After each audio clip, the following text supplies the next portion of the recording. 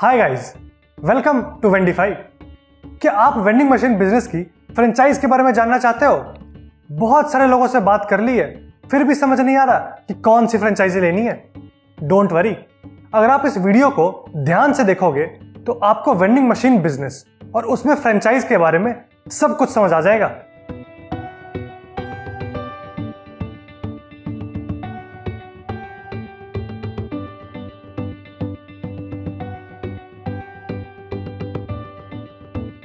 चलिए तो शुरू करते हैं। सबसे पहले कि फ्रेंचाइजी क्या होती है और वेंडिंग मशीन बिजनेस में इसका क्या रोल है।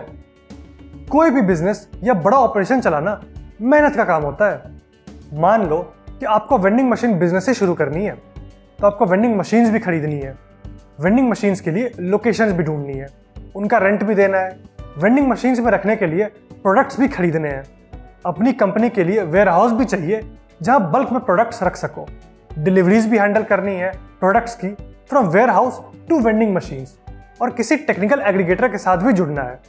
इन सब के ऊपर अपने ब्रांड मार्केटिंग का खर्चा तो है ही। तो मतलब ये हुआ कि पूरे बिजनेस को सेटअप करने के लिए काफी मेहनत और पैसे लगते हैं। लेकिन निराश होने की जरूरत बिल्कुल भी नहीं है। आप भी बिजनेस ओनर बन सकते हो किसी भी वेंडिंग मशीन ऑपरेटर के साथ जुड़कर, उसकी फ्रेंचाइजी लेके। इस चीज का सबसे कॉमन एग्जांपल है डोमिनोज, KFC, मैकडॉनल्ड्स, सबवे और बाकी बड़ी फूड चेन कंपनीज। ये कंपनीज भी अपनी फ्रेंचाइज देती है। एज अ फ्रेंचाइज जुड़ने पर आपको या तो रेवेन्यू शेयर मिलता है या फिर प्रॉफिट शेयर, और ये डिपेंड करता है आप किस बिजनेस मॉडल के according as a franchise vending machine operator के साथ जुड़े। तो चलिए अब आपको डिफरेंट बिजनेस मॉडल्स के बारे में बताते हैं। मेनली 4 टाइप के बिजनेस मॉडल किसी भी वेंडिंग मशीन की फ्रेंचाइज में प्रेजेंट होते हैं। सबसे पहले बात करते हैं company owned, company operated franchise business model की। इसे कोको कहते हैं। इसमें कंपनी आपको वेंडिंग मशीन लीज पर देती है, मतलब आपसे एक सर्टेन अमाउंट जैसे कि 1,50,000 रुपए लिए जाते हैं 3 से 5 सालों के लिए वेंडिंग मशीन की फ्रेंचाइज के लिए।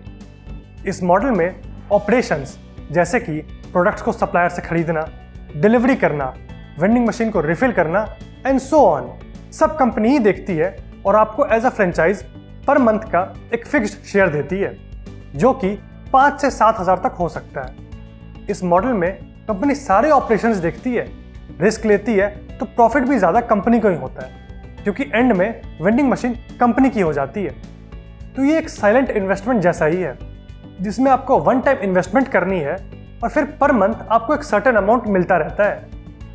इस मॉडल में बिल कंपनी के नाम पर ही काटा जाता है, मतलब अगर कंज्यूमर पे करेगा तो कंपनी के अकाउंट में पैसे जाएंगे, फिर कंपनी मंथ एंड में आपको एक फिक्स्ड अमाउंट आपको देगी।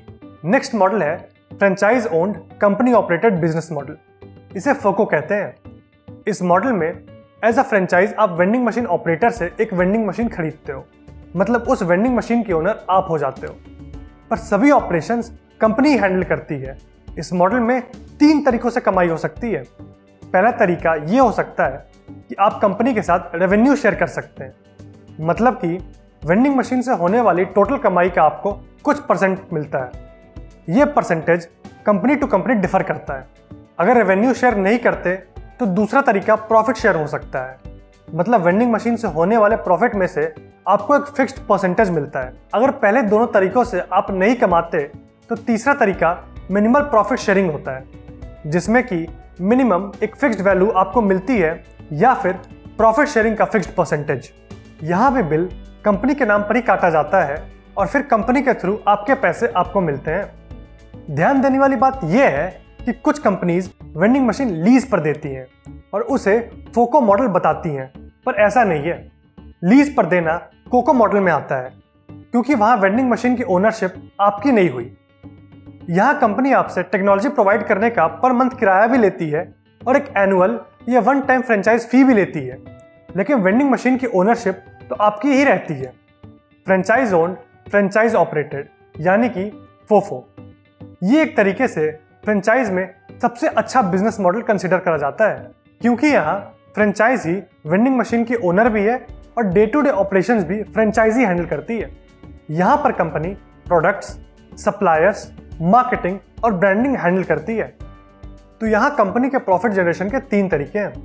कंपनी आपसे वन टाइम या एनुअल फ्रेंचाइज फी लेती है, कंपनी आपसे मंथली टेक्नोलॉजी फी लेती है, कंपनी आपसे बेचने वाले प्रोडक्ट्स पे मार्जिन भी लेती है। जो भी बचता है वो आपका प्रॉफिट हुआ। क्योंकि ये franchise owned and franchise operated operation है तो आपको अपना बिजनेस रजिस्टर करना पड़ेगा और जीएसटी भी लेना पड़ेगा। ये एक अच्छा मॉडल है वेंडिंग मशीन बिजनेस को समझने का। एक इंपॉर्टेंट एस्पेक्ट होता है मास्टर या सुपर फ्रेंचाइजी। ये थोड़ा सा कॉम्प्लेक्स होता है। कई बार किसी कंपनी को एक ज्योग्राफी का एक नॉलेज नहीं होता।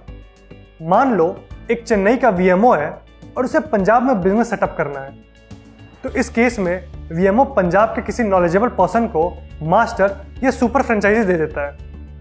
मास्टर फ्रेंचाइजी का रोल होता है कंपनी की फ्रेंचाइज देना। मास्टर फ्रेंचाइज को फ्रेंचाइज फी में हिस्सा भी मिलता है। मास्टर फ्रेंचाइज को technology fee, product margin and sales margin में भी हिस्सा मिलता है। यूजुअली मास्टर फ्रेंचाइज लेने के लिए आपका एक एरिया में अच्छा होल्ड होना चाहिए ताकि आप ज़्यादा से ज़्यादा कंपनी फ्रेंचाइज बांट सकें। तो गाइज, आज की वीडियो के लिए बस इतना ही। आज हमने बात करी है कि फ्रेंचाइजी होता क्या है एंड उसके अलग अलग बिजनेस मॉडल क्या होते हैं, उनका रोल क्या होता है। अगर आप किसी और मॉडल के बारे में जानना चाहते हो तो हमें ज़रूर बताएं। अगर आप चाहते हैं कि हम किसी वेंडिंग मशीन कंपनी को अपने चैनल पर बुलाएं तो कमेंट सेक्शन में हमें ज़रूर बताएं।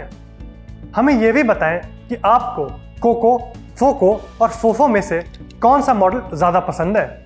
हम अगली डिटेल्ड वीडियो उसी पे बना सकते हैं। वीडियो को लाइक, शेयर और चैनल को सब्सक्राइब करें और अपने सभी सवाल कमेंट बॉक्स में टाइप करके हमसे पूछें। देखने के लिए बहुत बहुत धन्यवाद और मिलते हैं फिर अगली वीडियो में।